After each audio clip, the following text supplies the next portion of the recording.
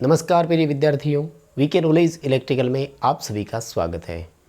राजस्थान और मध्य प्रदेश में विधानसभा चुनाव के आदर्श आचार संहिता लागू हो चुकी है और आईटीआई होल्डर्स के लिए वैकेंसी नहीं आई।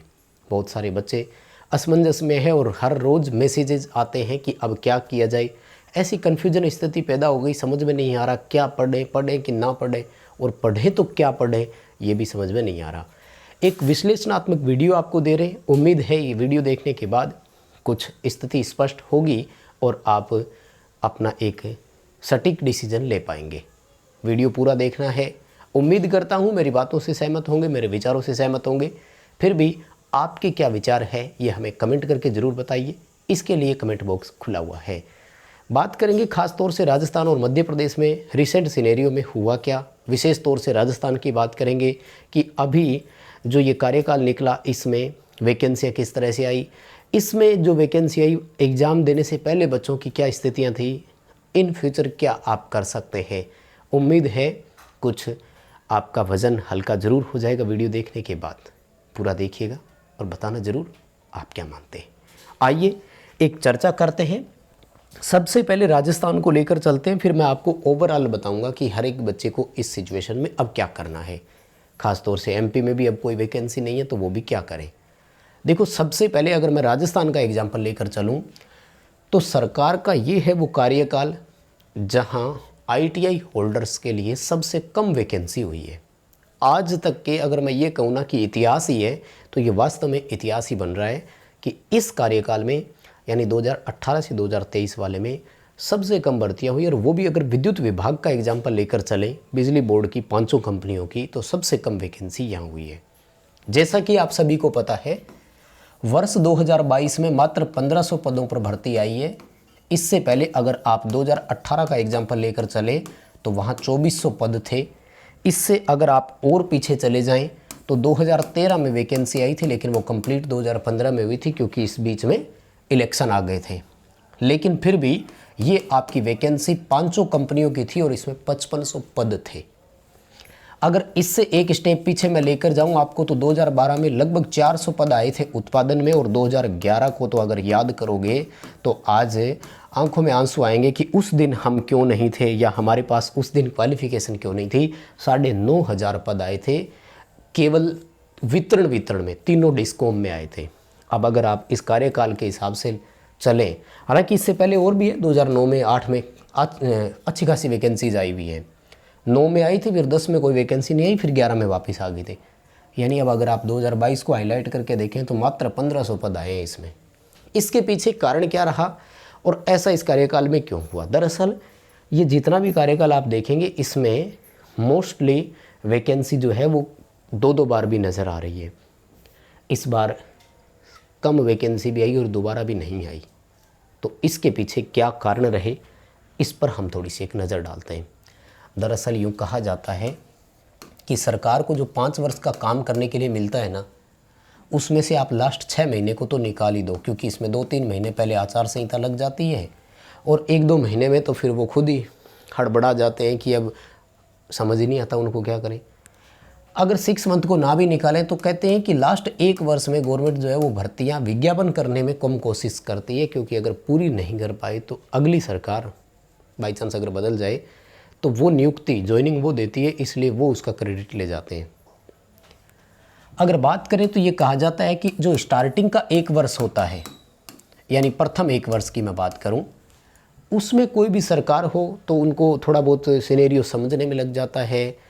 अगर सरकार थोड़ी सी लेट बनती है तो बजट जो है वो दरअसल फरवरी में आता है, तो वैसे एक फाइनेंशियल ईयर के हिसाब से चलते हैं तो 1 साल वैसे निकल जाता है। और शुरू में वैकेंसियाँ करने में रुचि भी कम रखते हैं, क्योंकि लंबा 5 साल का पीरियड होता है तो बच्चे भूल जाते हैं कि किसने कौन सी नौकरी दी। कहीं ना कहीं देखो, वोट के लिए आकर्षित तो करना ही होता है, वो हमें स्वीकार भी करना पड़ेगा। तो इस 1 वर्ष में वैकेंसी के लिए रहता नहीं है। अब हम इस गवर्नमेंट की अगर बात करें तो वर्ष 2018 में ये सरकार बनी, 18 तो क्या 19 ही मानो, दिसंबर में। तो वर्ष 2019 इनका ऐसे निकल गया क्योंकि ये इनका 1 वर्ष था, प्रथम वर्ष। अब दुर्भाग्य ऐसा रहा कि इसी बीच कोरोना यानी कोविड आया और कोविड के 2 वर्षों में कुछ भी नहीं हो पाया। यहाँ की बात नहीं है, सब जगह की बात है ये। इसको भी हमें स्वीकार करना पड़ेगा कि वास्तव में ये जो कार्यकाल था इसमें पूर्णतः काम करने का मौका भी नहीं मिला। दरअसल नई वैकेंसियाँ कैसे आती है, मैं इस पर भी अगर बात करूं तो नई वैकेंसी की दो चीज़ें होती है, या तो कोई पद खाली हो जाए, यानी कोई रिटायर हो जाए, ज़्यादातर रिटायर का ही बोलूँ, डेथ का तो क्यों ही बोलूँ, पद खाली हो जाए, मतलब कोई छोड़ जाए, स्वेच्छा से सेवानिवृत्ति ले ले, या कोई रिटायर हो जाए तब आती है, या फिर न्यू सीटें सैंक्शन हो। अब नई सीटें सैंक्शन कब होती है? जब आपका प्रोजेक्ट नया बने। 2 वर्ष में कोई काम ही नहीं हुआ तो नया प्रोजेक्ट तो बना ही नहीं। प्रोजेक्ट नहीं बना तो ये सिचुएशन हमारे हाथ से निकल गई। नए प्रोजेक्ट वाली भर्तियां हमें देखने को नहीं मिली। दूसरा, पद खाली इस दौरान कितने को होते हैं वो आपको भी पता है, बहुत कम होते हैं। वे रिटायर तो इतने नहीं होते ना जितनी नई प्रोजेक्ट बनने से सीटें सैंक्शन होती है। तो इस दौरान नया कोई काम हो नहीं सका। इस 2 वर्ष में कोरोना जो आपका आया, आपका तो क्या, सॉरी आपका नहीं था, सबका ही था। इस कई बार थोड़े बहुत शब्द निकल जाते हैं, प्लीज़ इसे दिल पर मत ले लेना कोई। तो इस 2 वर्षों में काम हो नहीं पाया, यानी न्यू कोई भी प्रोजेक्शन आया नहीं, तो सीटें सैंक्शन हुई नहीं। 2 वर्ष सरकार के हाथ से वैसे निकल गए, यानी राजस्थान सरकार के 3 वर्ष हाथ से निकल गए। अगर मैं यूँ समझूं कि 2019-20, फिर 20-21 और 21-22, तो ये 3 वर्ष तो ऐसे निकल गए। अब सरकार सिर्फ जो 22-23 में आया तो एक वैकेंसी आपके लिए कर दी और इसमें सरकार ने 1500 पद दिए। हम मान सकते हैं कि यहाँ या तो चाहते तो जैसा कि बजट 2019 में सरकार ने घोषणा की थी कि टेक्निकल कर्मचारी जो है उनके हम 6000 पद निकालेंगे, यहाँ इनको कोशिश करनी चाहिए थी। लेकिन वही है ना कि जब 2019 में बजट आया तो परिस्थितियाँ अलग थी, और 2022 में यानी 19 से 22 वो जो कोविड वाला पीरियड निकला, परिस्थितियाँ बिल्कुल अलग थी। तो कोई कारण रहा होगा कि पदों में कटौती हुई और मात्र 1500 पद आए। अब आपको पता है कि ये वैकेंसी कंप्लीट होते होते वर्ष 2023 आ गया था और 2023 में ही चुनाव हो रहे। ये सिनेरियो रहा इस कार्यकाल में। कुल मिलाकर हम अगर समझें तो सरकार को काम करने के लिए मात्र 2 साल पूरी तरह से मिले। पहला साल जिसमें चीज़ें समझने में चली गई, सिस्टम नया होता है तो सब चीज़ें समझने में, फिर 2 साल काम कर नहीं पाए। एक प्रॉपर काम करने का तरीका 22 से 23 के बीच मिला। 23 में आप मानकर चलो मार्च अप्रैल के बाद तो शुरू हो जाता है नई चुनाव की तरफ से। तो ये इस जो कार्यकाल की हम बात करें तो सिनेरियो रहा और वैकेंसियाँ नहीं हो पाई। अब बात यह आती है कि अगर कोई बच्चा 2022 वाली भर्ती चूक गया तो क्या करें। देखो मैं आपको बताऊं, बहुत सारे बच्चे ऐसे थे जो 2018 वाली वैकेंसी चूक गए लेकिन 22 में सिलेक्शन ले पड़े। कारण क्या था? मानसिक रूप से मजबूत थे वो बच्चे। पहला पेपर दिया 2018 में, बोले कोई बात नहीं फर्स्ट अटेम्प्ट है, लेकिन अब जब तक तोड़ेंगे नहीं तब तक छोड़ेंगे नहीं। साइकोलॉजी उन्होंने स्ट्रॉन्ग रखी, अपनी मानसिकता यही रखा कि ITI कर ली है और कुछ इधर चल पड़े हैं तो हम इसी को आगे बढ़ाएं। और यही मैं आपको कहना चाहूँगा, 2022 में एग्ज़ाम देकर आप आगे निकल पड़े हैं तो सबसे पहला आपको काम करना है कि अपने ITI के इस लेवल को मेंटेन बनाए रखना। लेवल को बनाए रखना, मेंटेन रखना, ये लेवल आपका डाउन नहीं जाना चाहिए। यानी मेरे कहने का मतलब ये है कि आप अपनी कंटिन्यूटी बनाए रखना, पढ़ाई नहीं छोड़नी है आपको। अगर छोड़ दी ना तो नुकसान क्या होता है। देखो मैं ऑफलाइन में बच्चों को कई बार एग्जांपल देता हूँ, शायद आपको भी मैंने कई बार बताया कि अगर आप किसी अपने दोस्त के साथ 1 रुपये का और 1 रुपये के नोट का, यानी सिक्के और नोट का अगर आदान प्रदान करते हैं तो शायद उसकी वैल्यू में कोई फ़र्क नहीं आता। आपके पास पहले भी 1 रुपया था, अब भी 1 रुपया ही है। लेकिन अगर एक सवाल आपके दोस्त को आता है और एक आपको आता है और दोनों ने एक दूसरे को बता दिया तो दोनों की वैल्यू डबल हो गई। आज दोनों को 2-2 चीज़ें आती हैं। यही मैं कहना चाह रहा हूँ, अगर आप पढ़ते रहेंगे तो जो चीज़ें जानते हो वो तो जानते ही हो और नई और सीखोगे। और यदि पढ़ाई छोड़ दी तो जो अभी आपको आता है वो भी भूल जाएंगे। और नहीं अगर आपको लग रहा तो आप अपने आप पर रख कर देखिए। 1 महीने पढ़ाई नहीं करोगे तो चीज़ें भूल जाओगे। हर 6 महीने बाद कोई भी चीज़ रिवीजन मांगती है तो 6 महीने में आपको ओवरऑल लग जाता है। मेरे कहने का मतलब ये है कि अपनी पढ़ाई जारी रखना। इसके पीछे कारण क्या है, गुरुजी मैं क्यों पढूं, भर्तियां तो कोई आएगी नहीं। बिल्कुल आपकी सही बात है, क्या पता भर्तियां कब आएगी, क्योंकि वही बात है ना, नई सरकार बनेगी, वर्ष भर में वैकेंसी की उम्मीद मानकर नहीं चल सकते। तो अब अगले 2 साल तक आप मान सकते हैं कि कोई हो सकता है वैकेंसी देखने को ना मिले। लेकिन ये भी तो है कि कौन सी वैकेंसी कब आ जाए। वर्ष 2022 में ऐसी भर्तियां हमें बहुत सारी देखने को मिली जो पहली बार आई, जो रिसेंट कंप्लीट हो रही है। सबसे पहला चंडीगढ़ लाइनमैन वाली वैकेंसी देखो, आज से पहले कभी नहीं आई, और इसमें अपने गंगानगर हनुमानगढ़ के 13 बच्चे सिलेक्ट हो रहे हैं। ध्यान से समझना, जिनकी पढ़ाई मजबूत है वो सिलेक्ट हो रहे हैं। उसके बाद में एनवीएस वाली वैकेंसी देखो, पहली बार आई है वर्ष 2022 में, आज से पहले कभी नहीं आई, और इन विभागों के बारे में अपन ने कभी सोचा ही नहीं। उसके बाद में CSIR, एक ऐसा डिपार्टमेंट है जो 10 सीट, 8 सीट, 9 सीट कभी भी जारी करते ही रहते हैं।